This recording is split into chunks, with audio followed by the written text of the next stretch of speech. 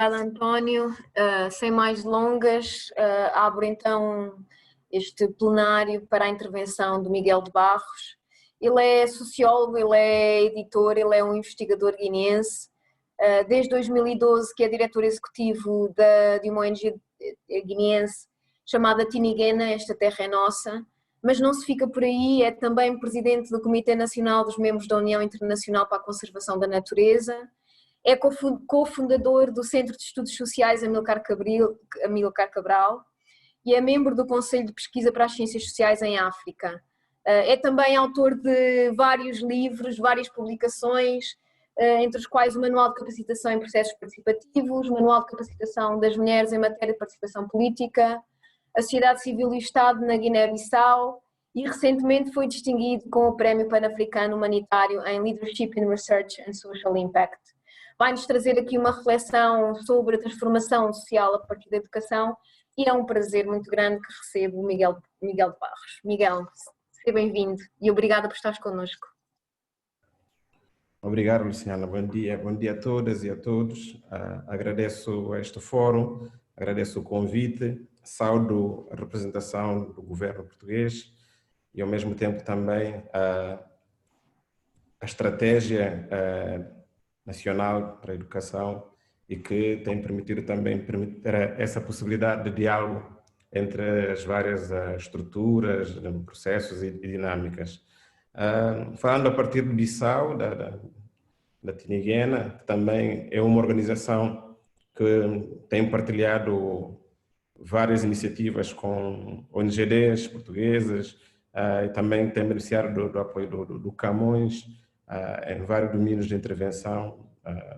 da educação, à conservação, da economia local, à governança, tem-nos permitido também ter esse intercâmbio e possibilidade de construção de olhares muito mais integradores, né? E também aí servir de possibilidades de construção de novas alternativas, tanto a nível local, mas entre também as nossas organizações. Entrando no tema educação para o desenvolvimento e a sua articulação com a questão dos objetivos de desenvolvimento sustentável, eu queria fazer a minha apresentação a 3 níveis, mas sobretudo baseado na questão de como é que as experiências de educação para o desenvolvimento têm permitido gerar alguns impactos possíveis ou desejáveis, ou então quais são alguns constrangimentos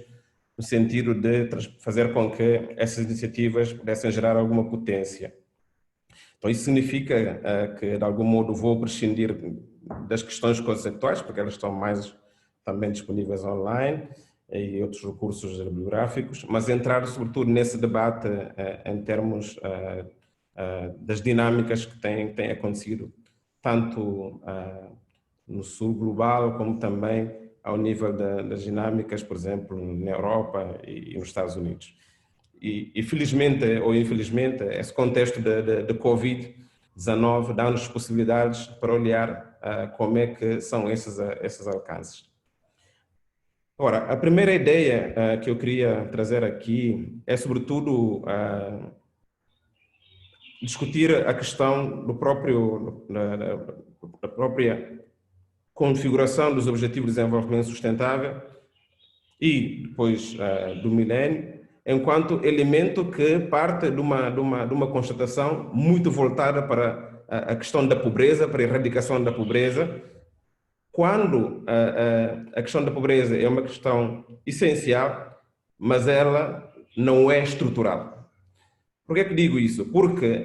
a ideia do desenvolvimento também que foi projetado de uma forma hegemônica, até numa perspectiva muitas das vezes colonial, demonstrou de que o desenvolvimento, numa primeira instância, não era uma questão de direito, mas era uma questão de civilidade. Então, sob esse pressuposto da civilidade, serviu também para legitimar a própria colonização. E essa colonização teve uma incidência muito forte na forma como os processos de conhecimento também acabou por aportar uma carga bastante da financiarização dos modelos de aprendizagem, do controle de saberes do patenteamento e, ao mesmo tempo, de criação de formas de desigualdades que faziam com que a promoção do desenvolvimento não gerasse nem autonomia de pensamento, nem a massa crítica, nem a possibilidade de obtenção de poderes que favorecesse uma educação emancipadora. E, por outro lado, a ideia também de que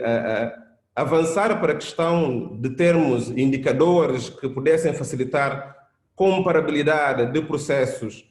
educativos ou então de desenvolvimento, criou a ideia de que,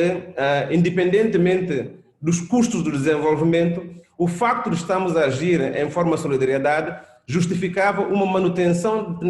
práticas, quer de produção, quer do ensino, quer da aprendizagem, que pudesse, pelo menos, levar as pessoas a sair de um limiar da pobreza e estarem numa situação, mais ou menos, de alguma justiça social. Então, essas limitações fizeram com que o próprio processo da aprendizagem, o próprio processo de ensino, não só fosse algo extremamente elitizado, centralizado, burocratizado, mas também algo que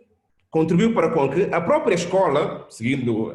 algumas teses, acabasse por funcionar enquanto espaço de reprodução das próprias desigualdades sociais. E, ao mesmo tempo, a própria escola projetasse também uma ideia de que o desenvolvimento não é algo que pode acontecer enquanto se procede todo o processo da aprendizagem, mas é algo futurista. Não só futurista, mas também que é algo muito voltado para a ação enquanto instituições públicas. Então, essa bifurcação entre o futuro e estatização da própria escola, na perspectiva de que os serviços seriam empregues só dentro de um quadro institucional, legitimou a intervenção do desmantelamento do sistema educativo em vários países do Sul, a partir da dinâmica do ajustamento estrutural, liderado pelo FMI e Banco Mundial, que fez com que, quer na América do Sul, quer em África, o processo da massificação da educação não correspondeu à qualificação do processo de educação e levou à privatização das oportunidades do ensino e condicionou a mobilidade social ascendente e igualitária entre os povos. Então, essa dinâmica faz com que hoje, por exemplo, nos países como o Senegal, que é extremamente rural e produtivo, nós temos o triplo das ofertas das instituições do ensino superior do que do ensino público. Mas essas instituições acabam por fornecer oportunidades de formação apenas nas áreas ligadas, por exemplo, à gestão, às tecnologias, às finanças, e não têm ligações efetivas com as questões produtivas, com as questões econômicas, com as questões de desenvolvimento sustentável, como a preservação, por exemplo, da natureza, como a questão do diálogo interétnico e religioso e a valorização de tudo aquilo que é o patrimônio cultural que pudesse emergir para aquele que é uma das economias mais emergentes até ao momento. Quando se dá ao Covid, no contexto, por exemplo, africano, vimos de facto de que é nesses contextos onde, por exemplo, em África, a penetração de internet é de 25% para todo o continente, acabamos por encontrar situações de extrema desigualdade social, mesmo em espaços onde as infraestruturas existem, mas onde não há uma verdadeira capacidade de extensão comunitária, de metodologias de ensino, da aprendizagem e que pudesse dar elementos de maximização de todos os recursos, saberes disponíveis dentro desses ecossistemas para intervenção. Desse ponto de vista também, acabamos por compreender de que é mais caro, no contexto, por exemplo, africano, ter um sistema no qual o próprio modelo educativo pudesse ter as suas ferramentas, ter todas as dinâmicas que permitem a maior autonomia da comunidade educativa, a maior autonomia dos professores, da construção de pedagogias alternativas, porque o modelo que foi instituído é um modelo que vem dentro de uma caixa e essa caixa que tem que ser reproduzido independentemente dos contextos, independentemente daquilo que são os desafios que cada desses contextos apresentam. Então, nessas alturas, nós damos conta de que, de facto,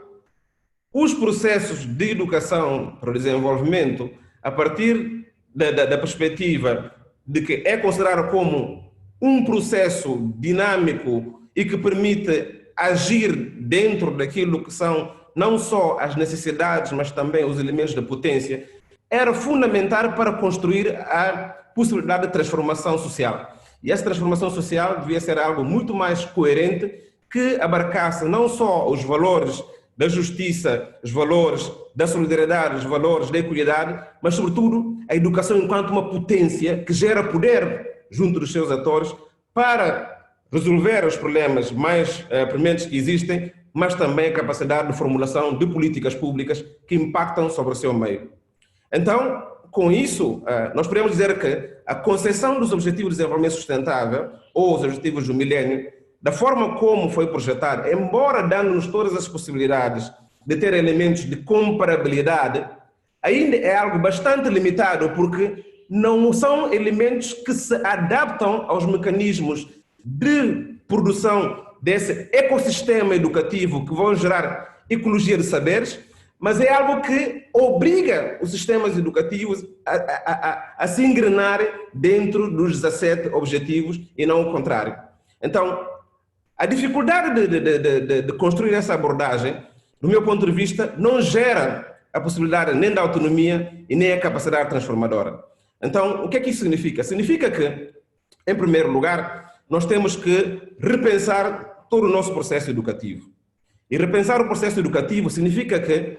o sistema público não é algo isolado, nem os processos de educação para o desenvolvimento nem é uma tarefa que compete só às organizações da sociedade civil. Ou é uma intervenção que fica na periferia do sistema formal do modelo de ensino.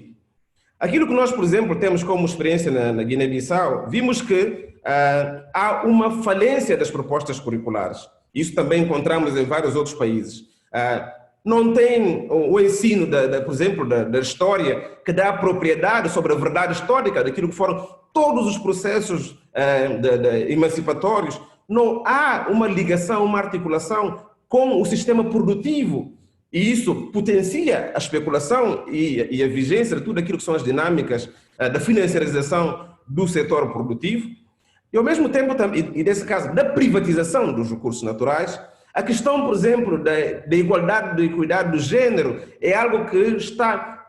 altamente marcado por discursos, narrativas, pedagogias hierarquizadas, machistas, que não permitem uma possibilidade de abordagem da questão dos direitos sexuais e reprodutivos esteja numa lógica de cadeia igualitária, mas sim que se confrontam enquanto atores que se competem para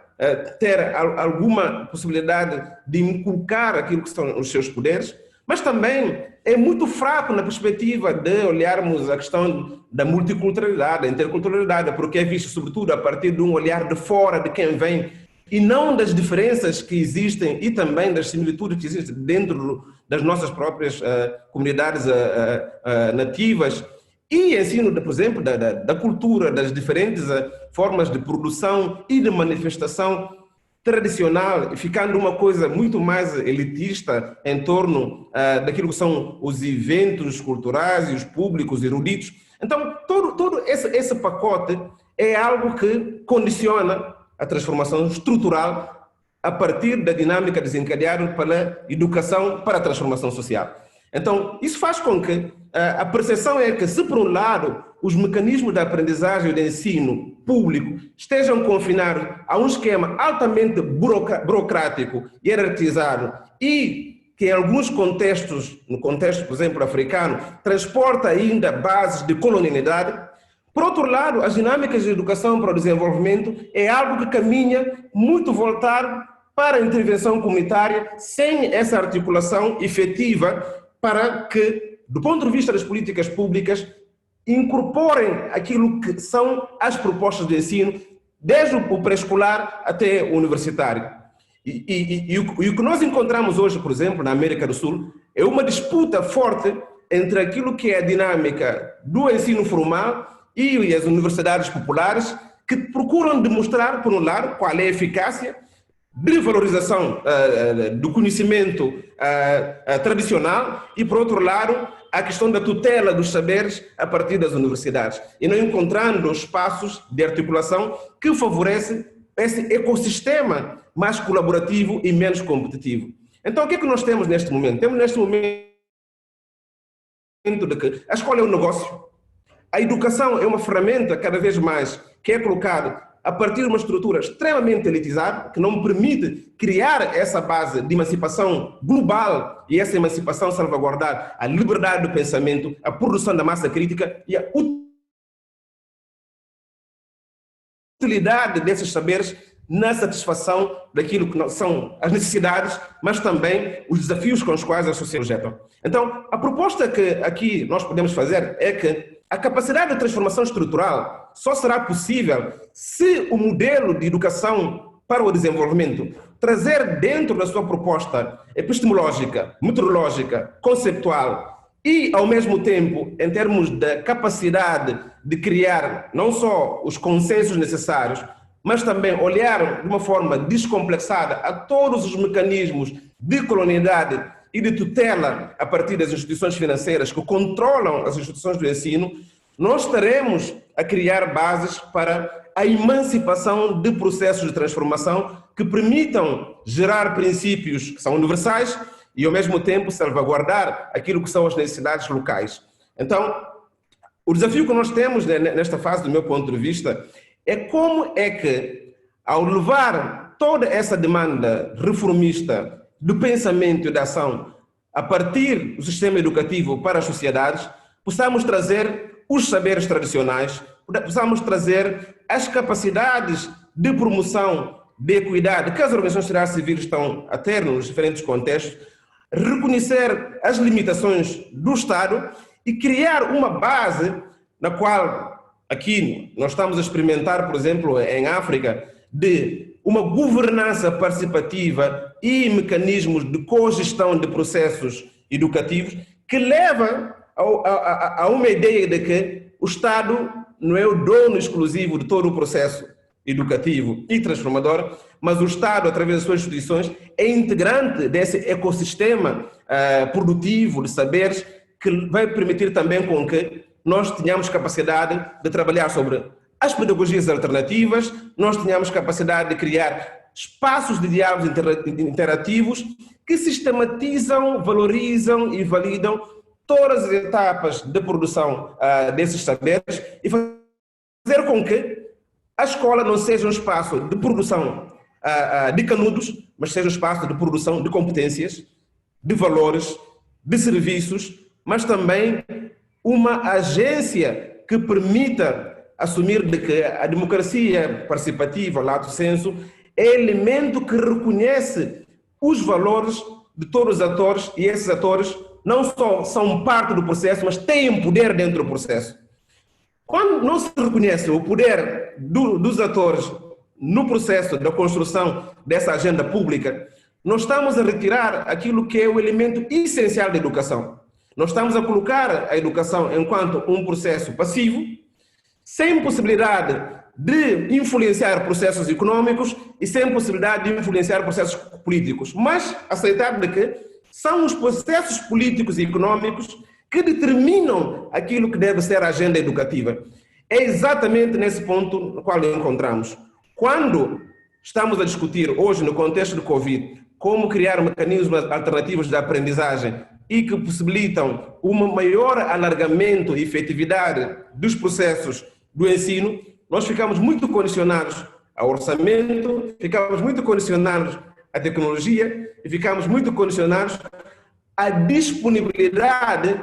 daquilo que o Estado tem como a sua tecnologia de serviços para o setor educativo. E é por isso que não se espanta que a educação aparece como quarto objetivo e não primeiro, mesmo que nós tenhamos todas as injeções para combater a fome, combater a má nutrição, a questão, por exemplo, da saúde, como um pressuposto, a possibilidade de educação para a saúde, de educação para a segurança alimentar e nutricional, de educação ambiental,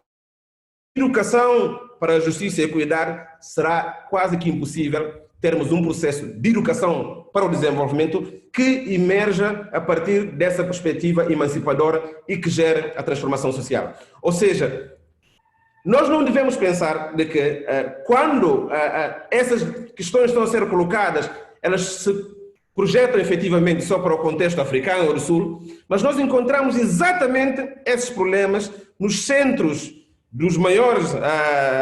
dos países com maiores economias mundiais. Aquilo que se viu da desgraça das mortes nos Estados Unidos da América é exatamente a supremacia dessa visão da financiarização dos recursos e não de uma questão de emancipação desses valores que a educação para o desenvolvimento transporta e que depois permitam menores níveis de calamidade e também uma maior colonialidade na forma como depois as políticas públicas são projetadas para as sociedades e ao mesmo tempo a supremacia daqueles que devem ser agentes para a propagação dos modelos de aprendizagem. Então, nós estamos aqui perante um contexto extremamente exigente, extremamente desafiante, mas que nos dá oportunidades cada vez mais de conexão com as instituições do Estado, de levar as instituições do Estado ao nível local, de demonstrar que o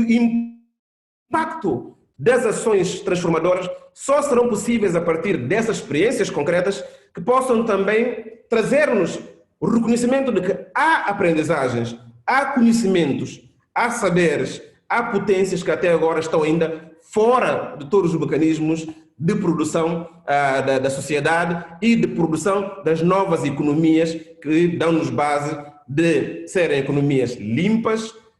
sustentáveis,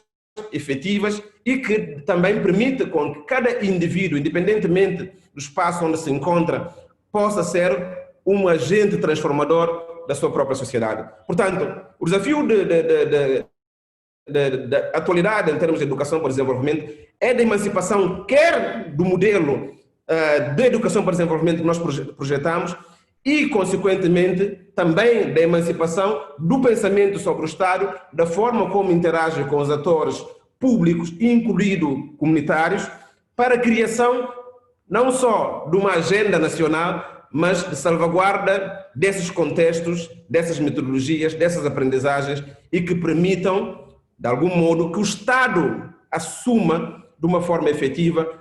a ação pública e não meramente a mediação em relação à questão, por exemplo, de alocação de recursos para a concretização das políticas públicas, que muitas das vezes não vêm desses setores que deviam agir em torno da criação dessas agendas, mas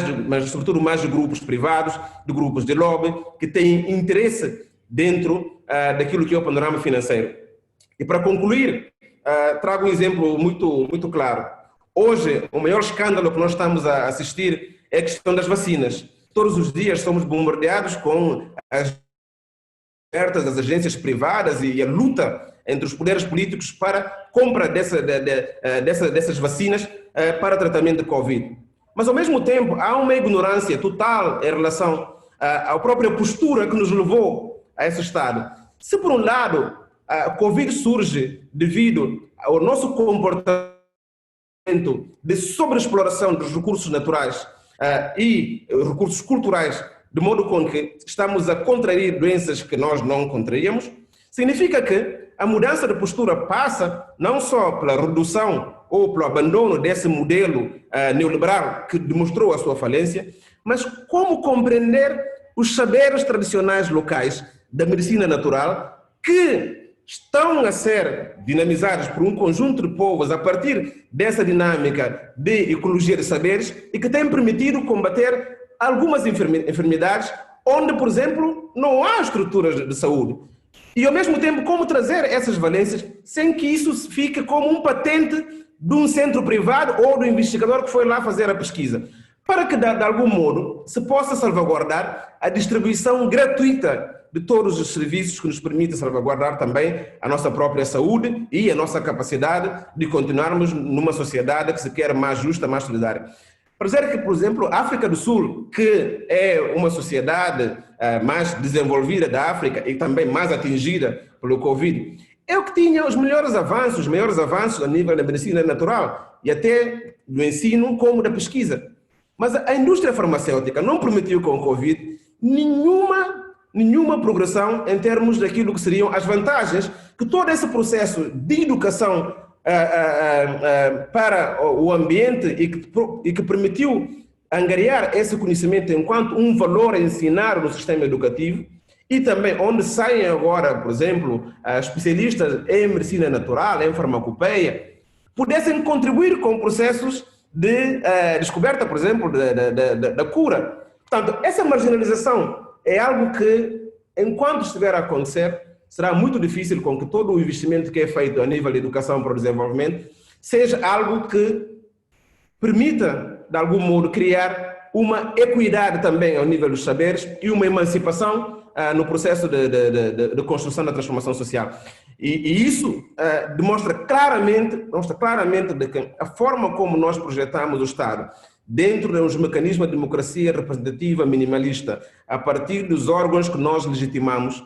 é algo ainda que não consegue penetrar dentro da dinâmica da construção comunitária e que valoriza todo esse processo educativo permanente de transformação estrutural, na qual a educação para o desenvolvimento é o elemento charneiro para a sua construção. Muito obrigado. Miguel, muito obrigada a nós por esta reflexão tão disruptiva, diria eu, não é? Às vezes, de facto, precisamos de desconstruir quase que o nosso próprio pensamento, a nossa própria mentalidade, os nossos padrões, os nossos próprios padrões, para conseguirmos novamente criar e pensar no futuro. Disseste algo muito, muito interessante, que tem a ver com, logo ao início, na verdade, tem a ver com o desenvolvimento futurista, não é? Esta Agenda 2030 é, de facto, também uma tentativa de antever aquilo que será o futuro e, com base em evidências, procurarmos, de alguma forma, dar as melhores respostas, não é? Do ponto de vista da educação para o desenvolvimento, tendo em conta que esta Agenda 2030 já assenta não só nessas evidências, mas também em todo o quadro mental que tu agora apresentaste, e coloco-te já esta questão para que a seguir possa abrir também aqui o cenário para algumas que possam ter surgido no chat. Perante este cenário em que a própria educação para o desenvolvimento pode já estar a atuar sobre um quadro mental, não é? Que já dá resposta a alguns, porque foi construído também por alguns. Como é que tu achas que no mundo atual nós podemos desconstruir, no fundo, este sistema, a forma como o sistema está construído, e qual é que é o papel da educação para o desenvolvimento nesse processo?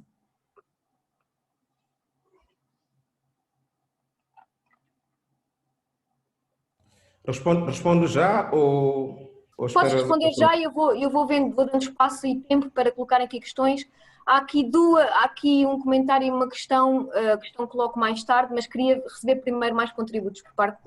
do plenário, por parte da audiência. Força.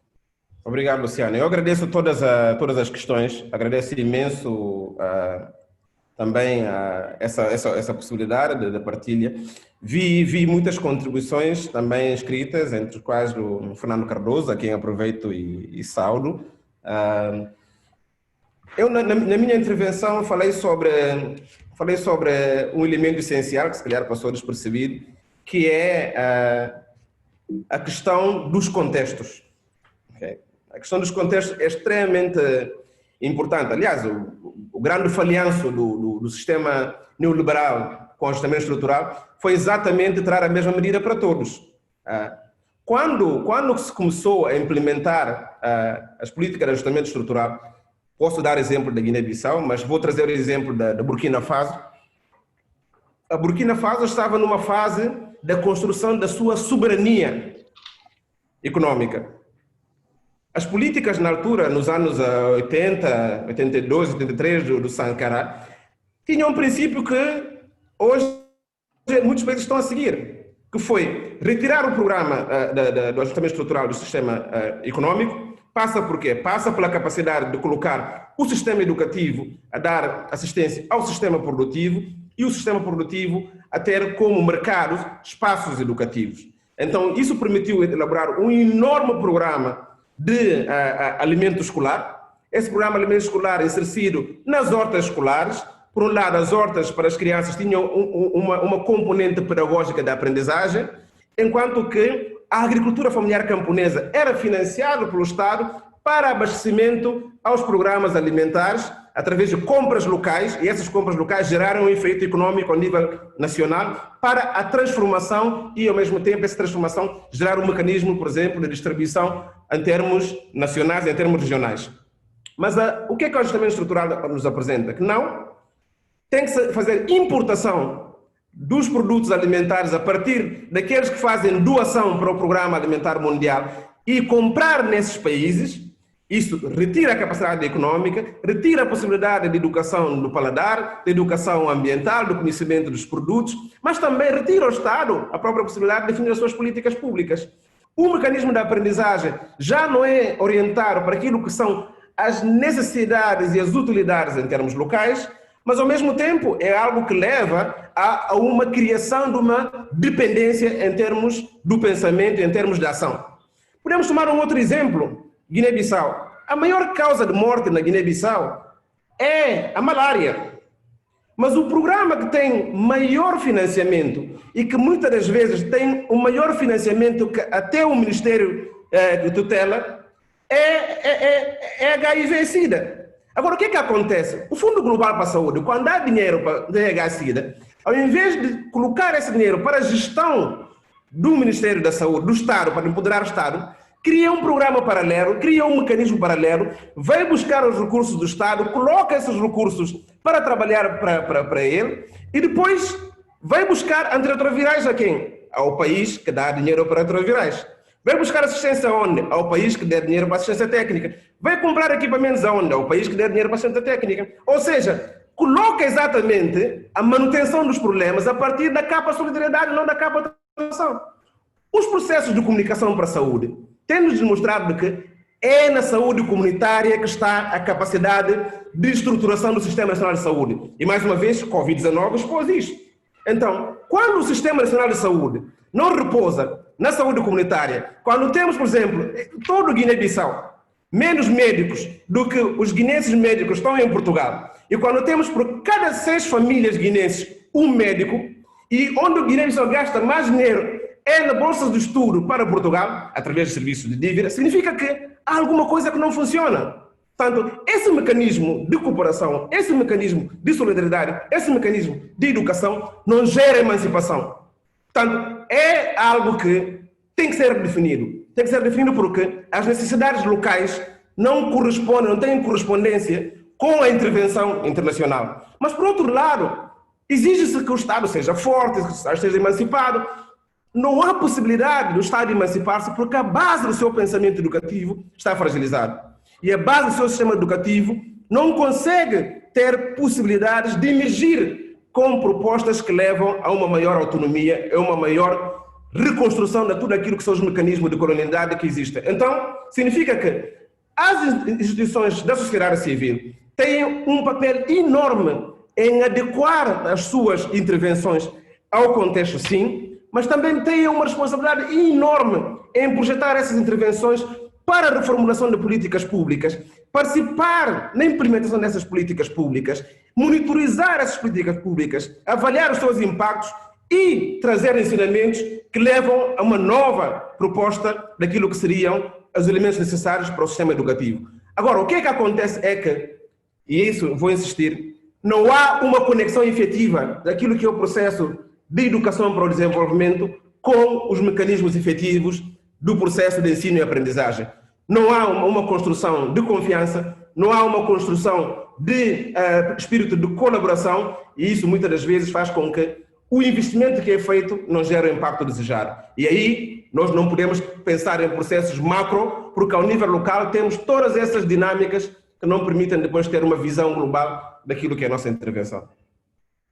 Miguel, muito obrigada. Eu vou só aqui elencar algumas perguntas e vou-te dar a liberdade para responderes a quais entenderes que são, enfim, que talvez sejam, digamos, aquelas que necessitam mais de resposta, vá. Nos próximos 5 minutos, está bem? Porque nós temos mesmo que passar agora para as oficinas. Temos aqui perguntas que se relacionam muito com, por exemplo, com o papel das línguas africanas na promoção do desenvolvimento, com o papel ou a forma de agir das organizações estrangeiras e que trabalham na área da educação, neste caso em África, também falaste disso um pouquinho agora, portanto, acho que já não será talvez esta assim tão relevante. Há aqui também esta questão sobre se os ODS são uma resposta para um mundo mais digno, inclusivo e sustentável, ou um plano de ação ambicioso mas apenas um plano em que nem todos estão verdadeiramente empenhados. E destaco aqui mais duas.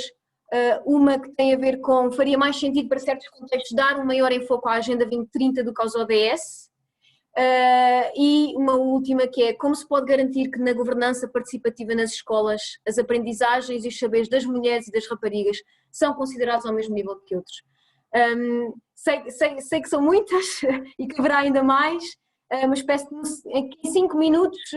faças um sumário daquilo que estas questões se calhar te suscitaram. Obrigado, vai ser muito difícil, são muito complexas as questões e como disse no início, a minha intervenção é para levantar esses questionamentos e debatermos sobre eles. Vi muitas questões sobre o papel das ONGs, a questão, por exemplo, da corrupção, essa questão de uma governança comunitária, do sistema educativo, o papel dos municípios. Sim, eu acredito na democracia participativa, eu acredito nos mecanismos horizontais, perdão, eu acredito numa maior descentralização da intervenção ao nível das estruturas locais. Claro, no contexto português, eu acho que os exemplos dos orçamentos participativos que já são práticas, são possibilidades que deviam ser alargadas para além da questão, por exemplo, do orçamento participativo. Deviam ser políticas participativas no global que permitam com que cada estrutura a nível local pudesse ir buscar daquilo que são os recursos destinados quer no orçamento, mas também quer as propostas de políticas públicas, de forma com que se pudesse adequar esses elementos para uma governança mais efetiva. Isso significa 3 elementos fundamentais. Primeiro, dentro da própria escola, o papel passivo que é atribuído ao aluno já deve acabar. Os alunos devem estar dentro da estrutura da governança das próprias escolas. O papel também passivo que é dado aos professores de lecionar deve acabar. Os professores devem estar dentro da estrutura da governança das próprias escolas. Os pais encarregados de educação, idem. E depois, todas as entidades que conectam com o sistema devem fazer parte desse processo de governança e aí criar maior possibilidade de apropriação para que essas práticas efetivas de educação para a cidadania, de educação ambiental, de educação para o desenvolvimento aconteçam. Dou um exemplo. Quando nós tivemos aqui Covid, escolas fechadas, Guiné-Bissau, 10% de penetração de internet, energia elétrica, 7%. Como é que as escolas iam funcionar? Foram as rádios comunitárias que tiveram ações de articulação com os professores comunitários das escolas de autogestão para levar conteúdos através de pedagogias populares que permitiram, de algum modo, levar a aprendizagem aos alunos. Mas, ao mesmo tempo, também criou-se comunidades de saberes, por exemplo, aqui nas zonas mais urbanas, onde os alunos ensinaram os professores a gerir as tecnologias, a criarem conteúdos. Em Burkina Faso e no Togo, a comunicação étnica, através de SMS, para levar conteúdos, quer aos professores como aos enfermeiros, foram feitas por ONGs. Então, qual é a dificuldade do Estado trazer esses elementos dentro da sua ação transformadora para ter intervenções públicas com maior nível de impacto em termos quer do próprio sistema educativo, quer da economia, mas também da própria ação pública do Estado, e não enquanto mecanismo repressor que define as regras e ninguém pode sair dentro das suas regras. Então, nós estamos aqui numa fase onde também a democracia liberal está-nos a mostrar todos os seus limites, paralelamente ao falhanço do modelo da democracia dentro do sistema econômico-financeiro e da especulação, que faz com que a escola perca os seus sentidos fundamentais de construir a tal transformação. Então, isso significa que nós estamos numa fase não de encruzilhada, mas de desafios, porque podemos mapear todas as experiências que depois possam nos permitir renovar o próprio pensamento público e também a nossa capacidade de cidadãos que estão em processo de transformação com efetiva confiança de que as políticas públicas não é uma caixa fechada, mas é onde nós temos possibilidades de diálogo, de reconstrução e que fazem com que o processo educativo ganhe a sua capacidade também de articular com todos os outros setores, levando a tal transformação. Obrigado.